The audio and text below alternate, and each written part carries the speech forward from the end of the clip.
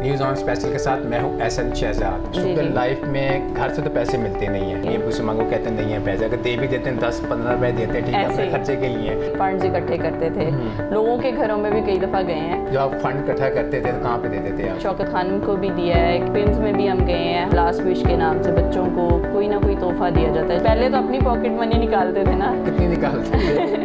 70 से 80 हज़ार। 70 से 80 हज़ार। अस्सलाम वालेकुम। प्रोग्राम न्यूज़ ऑन स्पेशल के साथ मैं हूं एहसन शहजाद। आज एक शख्सियत तो अपने स्टूडियो में दावत दी है, किसी तारुफ की मोहताज नहीं है, डॉक्टर भी हैं और स्टूडेंट लाइफ में सोशल वर्कर भी हैं। मेरे साथ तशरीफ़ रखती हैं मारिया सैफ। मारिया सैफ, अस्सलाम वालेकुम, कैसी हैं? वालेकुम अस्सलाम, बिल्कुल ठीक, आप सुनाएं? अल्हम्दुलिल्लाह ठीक ठाक, शुक्रिया न्यूज़ ऑन स्पेशल में टाइम देने के लिए आप। और मारिया मुझे ये बताएं, स्टूडेंट थी आप और साथ साथ सोशल वर्कर भी थी आप। स्टूडेंट लाइफ में घर से तो पैसे मिलते नहीं हैं, ठीक है, स्टूडेंट को नहीं मिलते घर ऐसे ये मुझसे मांगो कहते नहीं है पैसे, अगर दे भी देते हैं 10-15 रुपए देते हैं, ठीक है, अपने खर्चे के लिए। बिल्कुल। आपने कैसे मैनेज किया? बस मैंने साथ में पहले जॉब्स की थी स्टडी के साथ, तो जो पार्ट टाइम मिलता था जॉब से भी और स्टडी से भी फ्री होके, उसमें फिर हम अपने दोस्तों के साथ मिलके फंड्स इकट्ठे करते थे। लोगों के घरों में भी कई दफ़ा गए हैं, जाके उनसे मांगे हैं कि हम जिस मकसद के लिए ये काम कर रहे हैं वो उनको बताते थे। फिर हम फंड्स इकट्ठे करके, तो उनके जिन बच्चों के लिए हम वो काम कर रहे होते थे वो कैंसर के पेशेंट्स थे, तो फिर हम उनको वो फंड्स दे के आते थे।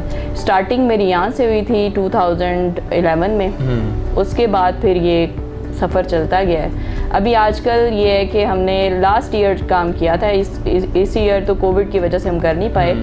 लास्ट ईयर ये किया था कि जितने सिख थे रमज़ान में, हमने एक काविश के नाम से प्रोजेक्ट स्टार्ट किया था, जिसमें लोगों से कहा था कि अमन को हमने शो कराना है। तो हमने ये जो गिरजा घर हैं, हमने ये जो मंदिर हैं और गुरुद्वारे हैं, उनमें जाके अफ्तारियाँ करवाई थी और वो सर्व करवाया था हमने सिखों से, हिंदुओं से, चर्च में हमने ईसाइयों से करवाया था।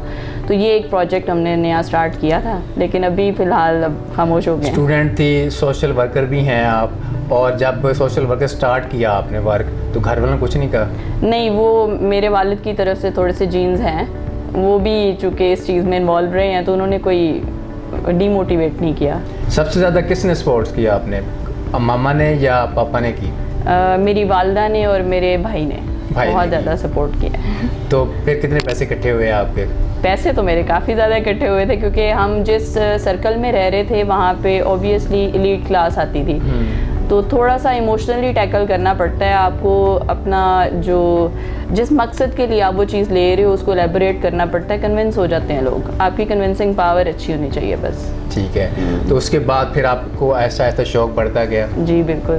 जो आप फंड इकट्ठा करते थे तो कहाँ पे देते थे आप? हमने शौकत खानम को भी दिया है, कई दफ़ा हमने ऐसे ही अरेंज कराई हैं अफ्तारियाँ, या फिर लोगों के लिए जिस तरह पिम्स में भी हम गए हैं। हम ये ऐसे बच्चों के लिए जिनको डॉक्टर्स ने जवाब दे दिया था, तो उनकी लास्ट ख्वाहिश जिस तरह थे हमें इंट्रोड्यूस कराई गई थी अखुवत में, तो उन्होंने हमें बताया था कि हमने एक प्रोजेक्ट स्टार्ट किया है जिसमें लास्ट विश के नाम से बच्चों को कोई ना कोई तोहफा दिया जाता है जो उनकी ख्वाहिश हो।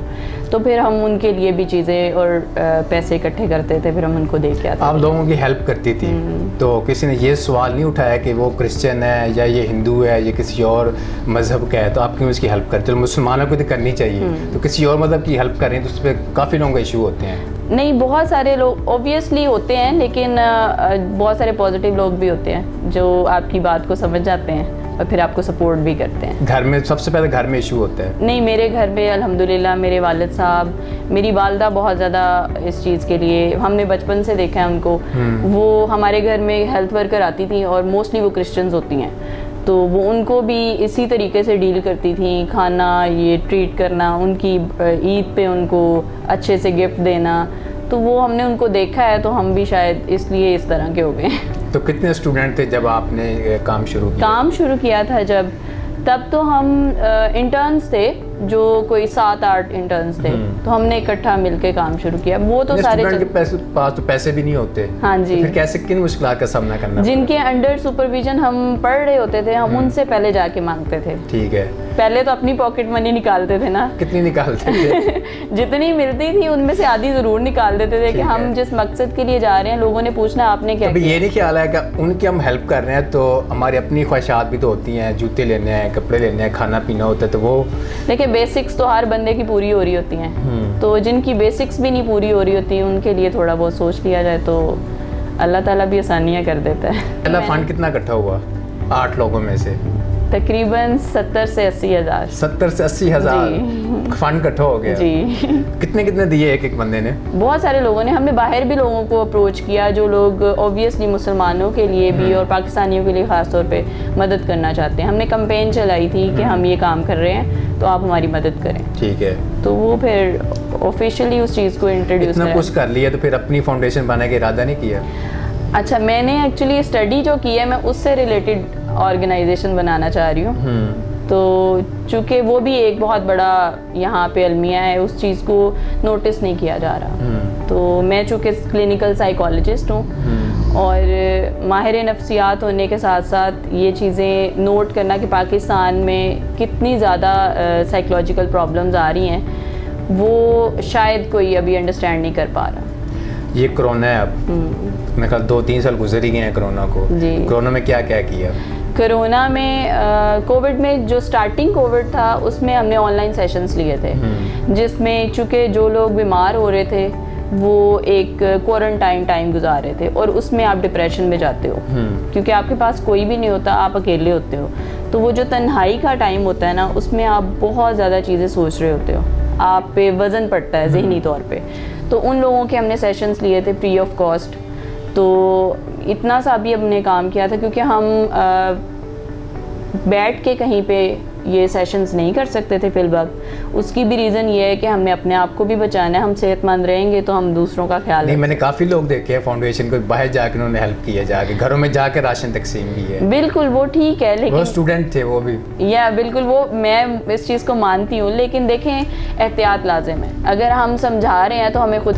اچھا ماری, آپ یونیورسٹی میں بھی پڑھتی نہیں ہیں, کالج میں بھی پڑھتی نہیں, اکثر آپ نے دیکھو کہ لڑکیاں اور لڑکے سوسائڈ کر لیتے ہیں, اس کی کیا ریزن ہوتی ہے؟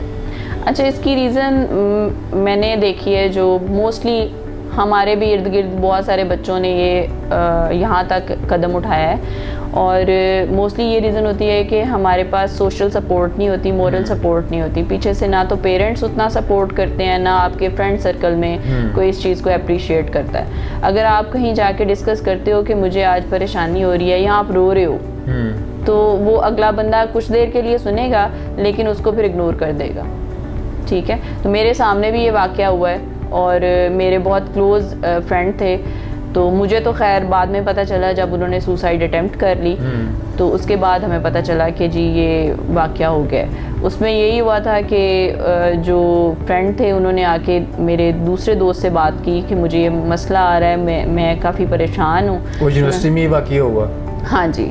اور انہوں نے کافی دفعہ ڈسکس آ کے کیا ہے لیکن وہ چونکہ فرینڈ سرکل میں ایک دوسرے کا مذاق اڑایا جاتا ہے, یار نہیں تم ایسے ایسے.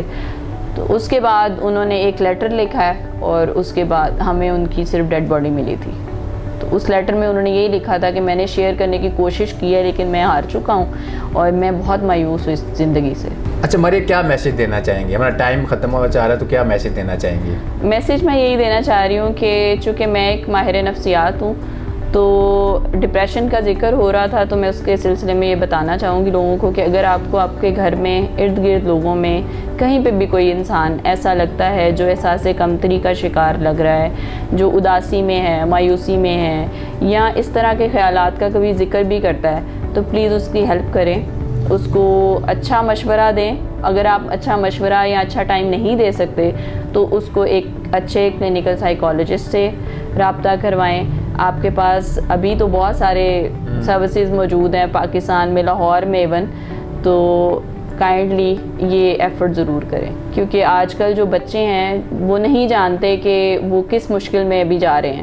ٹھیک ہے, تو ان کی ہیلپ یہی ہے کہ ہم اگر خود نہیں کر سکتے ایفرٹ تو ان کو کسی اچھے معالج کے پاس لے جائیں. جی ناظرین, آپ نے ڈاکٹر ماریہ کا میسج سنا. مجھے اور میری ٹیم کو دیجیے اجازت. آپ سے ملاقات ہوگی ایک نئے پروگرام کے ساتھ. اللہ حافظ.